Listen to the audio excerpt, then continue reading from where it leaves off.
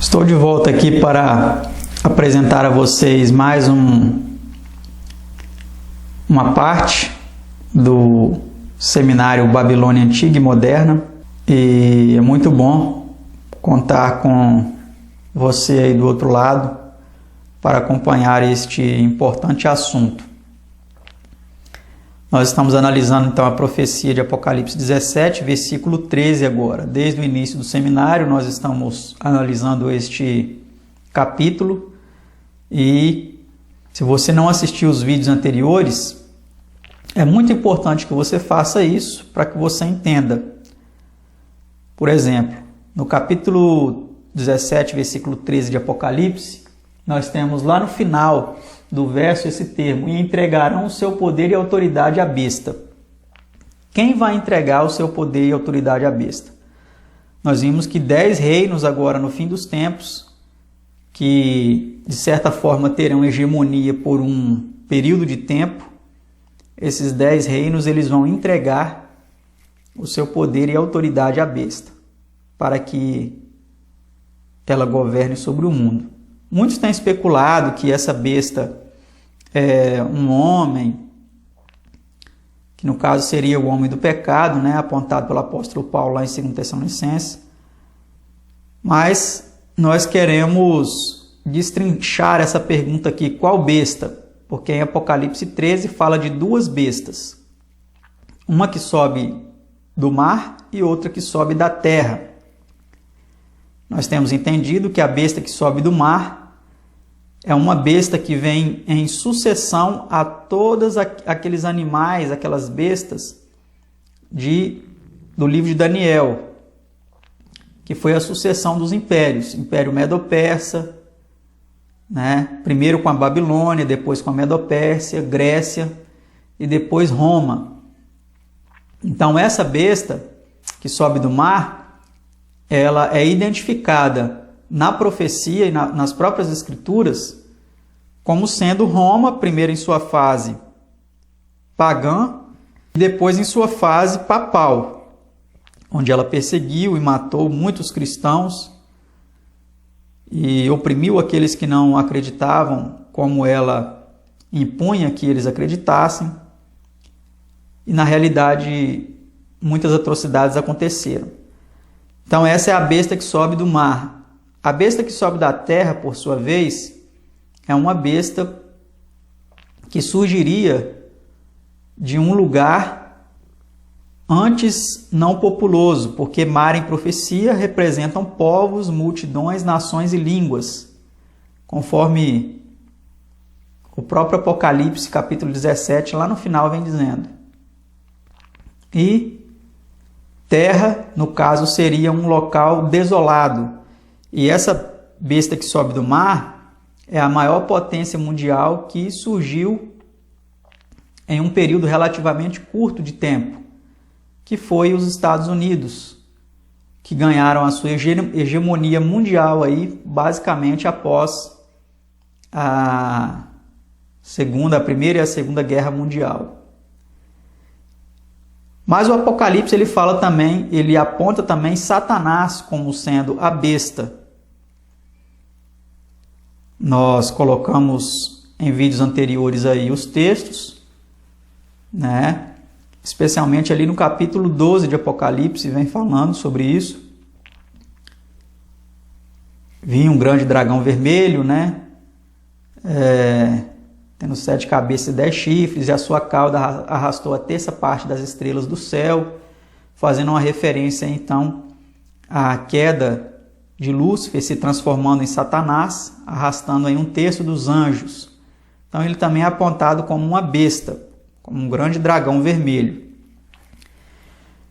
Então vem a pergunta para nós: de qual dessas bestas essa profecia está dizendo? Percebe como que é complicado apontar? Muitas pessoas estão apontando como sendo um personagem, um homem.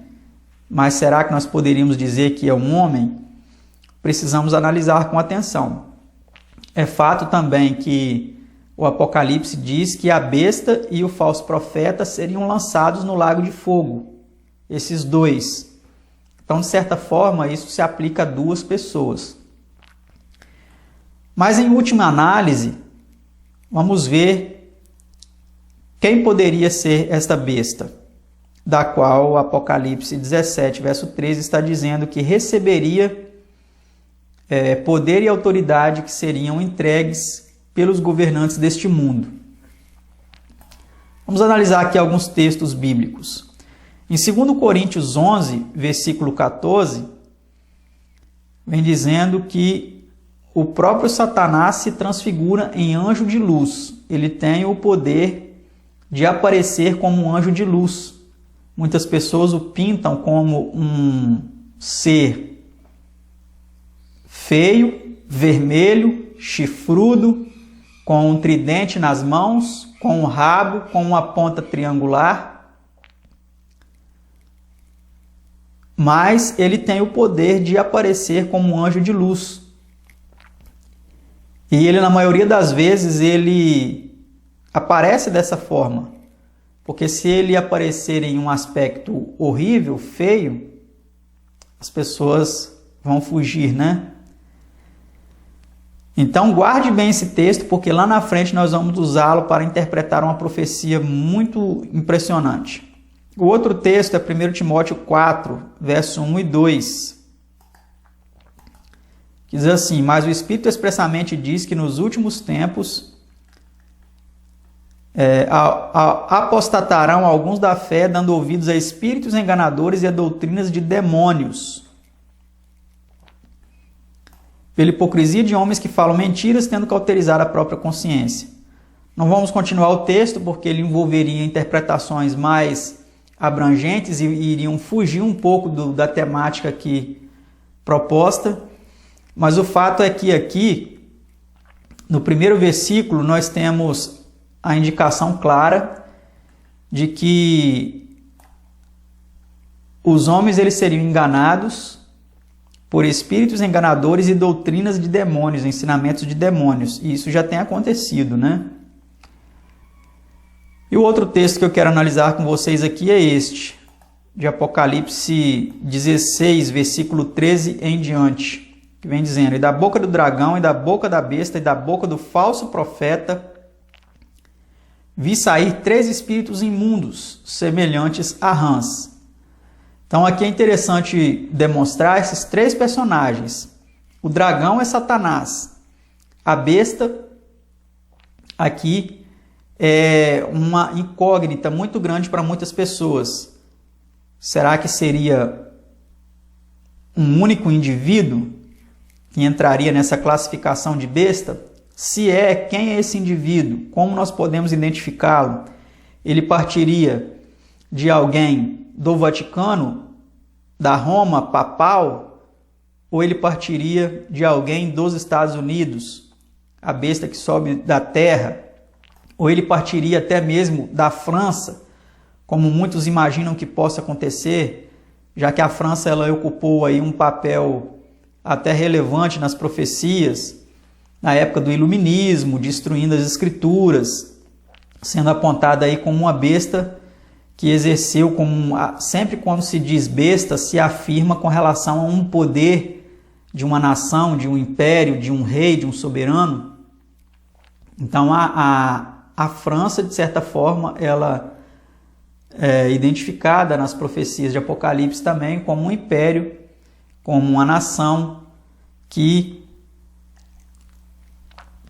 perseguiu o povo de Deus, que oprimiu, de certa forma, a liberdade religiosa na época do Iluminismo. Então, seria ela? São incógnitas que nós precisamos analisar cada vez com mais atenção. Eu não quero aqui dar uma resposta final para vocês, porque a dúvida, muitas vezes, ela é mais importante do que a certeza. Em alguns aspectos. Em aspectos da salvação, não. Em temas relacionados à salvação, precisamos estudar com muita atenção para conhecermos, né, o que envolve a salvação. Mas em relação a um assunto profético, de interpretação profética, precisamos estar atentos, e a dúvida ela não é de todo ruim. É bem verdade que quanto mais o tempo ele vai passando e as profecias vão se cumprindo, mais fácil fica de entender do que aquelas profecias estavam falando. E fala também da boca do falso profeta. Então, ou seja, são 3 personagens aqui, né, dos quais o profeta viu sair 3 espíritos imundos semelhantes a rãs. E aqui vem dizendo no verso 14 que são espíritos de demônios que fazem prodígios, os quais vão ao encontro dos reis da terra e de todo mundo para os congregar para a batalha naquele grande dia do Deus Todo-Poderoso. Então note vocês que aqui está falando de uma batalha que muitos creem ser realmente essa terceira guerra mundial, que em outra parte das escrituras é chamada de Armagedon. E aí o texto ele continua, né, dizendo: eis que venho como ladrão, bem-aventurado aquele que vigia e guarda as suas roupas, para que não ande nu e não se veja as suas vergonhas. E é exatamente aqui que fala do Armagedon, né? E os congregaram no lugar que em hebreu se chama Armagedon, que é o Vale do Megido, é lá na região da Palestina. É uma grande planície onde aconteceu muitas batalhas ao longo aí de vários anos, desde muitos e muitos anos, sempre tem acontecido batalhas enormes neste grande vale, nessa grande, enorme planície chamada Vale do Megido. Vocês podem pesquisar depois sobre isso. E ali será congregada os reis do mundo inteiro para essa batalha, tá? Aqui no verso 14 fala claramente que esses espíritos eles farão prodígios, eles farão sinais, milagres para congregar esses reis de todo mundo para a batalha naquele grande dia do Deus Todo-Poderoso. Então vamos passar aqui para o próximo slide. Esse vídeo ele vai ficar um pouco maior do que 10 minutos. Agora que eu estou gravando, não vou perceber quanto tempo, mas você quando vê o vídeo já vai saber que ele realmente ficou maior do que 10 minutos. Mas a gente precisa fechar aqui o assunto para pegarmos uma compreensão melhor. Então vamos aqui analisar esta parte aqui. Se a previsão de Albert Pike se concretizar, uma profecia do século XIX pode se cumprir. Que profecia é essa? É uma profecia que foi declarada nesse livro aqui, olha, O Grande Conflito. É um livro até espesso, com muitas páginas. Essa versão minha aqui, ela tem mais de 700 páginas, tá? E existe uma profecia aqui significativa que fala sobre essa batalha, sobre o propósito de Lúcifer instituir aqui a adoração a ele. E nós vamos analisar esta profecia no próximo vídeo. Então eu peço que você não deixe de acompanhar o próximo vídeo. Deixe aí as suas contribuições para a relevância desse vídeo e do nosso seminário na plataforma. E nos ajude também com a sua oferta, se você puder. E que Deus abençoe você para que não falte aquilo que generosamente você nos ofertar para continuarmos mantendo este ministério.